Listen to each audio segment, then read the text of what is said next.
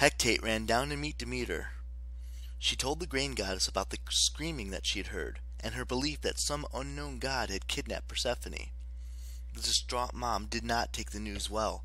She shrieked so loudly that all the plants within a 5-mile radius withered and died. For hundreds of miles in each direction, every ear of corn on the Greek mainland exploded into popcorn.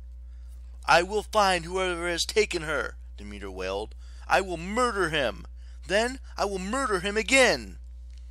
At this point, most folks would have backed away from the crazy lady, but Hecate felt bad for her.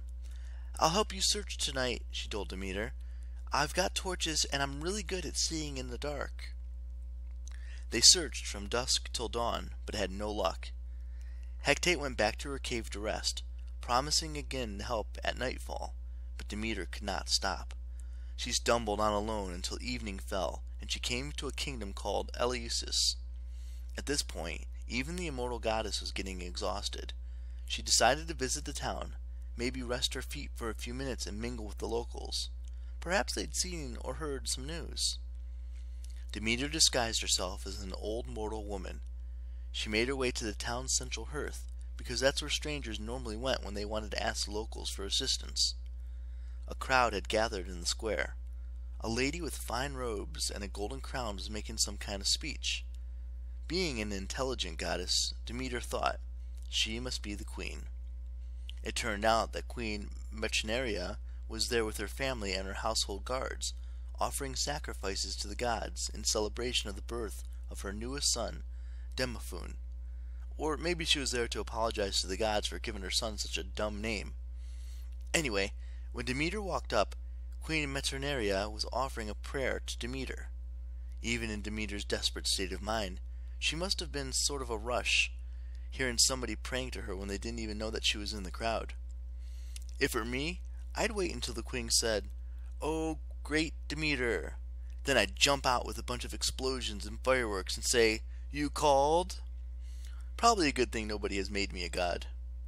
At any rate, Demeter figured this was a good omen. She waited for the queen to finish blessing her new baby, who was very cute. As the crowd broke up, Demeter made her way towards the queen, but Metroneria noticed her first. "Old woman," called the queen. Demeter blinked.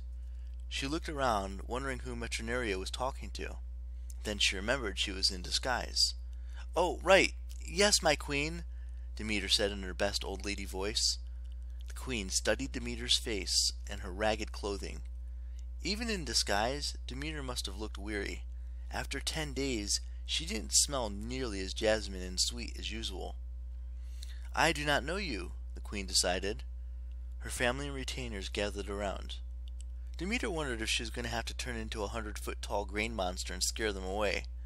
But the queen only smiled. "Welcome to Eleusis. We always greet strangers because you never know when one of them might be a god in disguise, eh?" The queen's guards chuckled. They were probably thinking, "Yeah, right.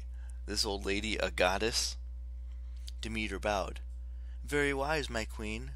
Very wise indeed." "Do you need a place to stay?" the queen asked. "Do you require food? How may we help you?" Wow, Demeter thought. She's serious. After days of anxiety, running frantically around Greece looking for her daughter, Demeter was dumbstruck to receive such kindness. These puny mortals didn't know her from an ordinary beggar, yet the queen herself took time to be nice to her. Nicer, in fact, than most of Demeter's fellow gods would have been. Demeter felt so tired and emotionally spent that she burst into tears. "My daughter," she sobbed. "My daughter has been stolen from me." The queen gasped. "What? This is an outrage!" A handsome young man stepped forward and took Demeter's hands. "Old woman, I am Triptolemus, the firstborn son of the queen. I pledge that I will help you find your daughter however I can." Queen Metroneria nodded in agreement. "But come, dear guest, you are clearly exhausted. It won't help you find your daughter if you kill yourself with weariness and hunger while trying to find her.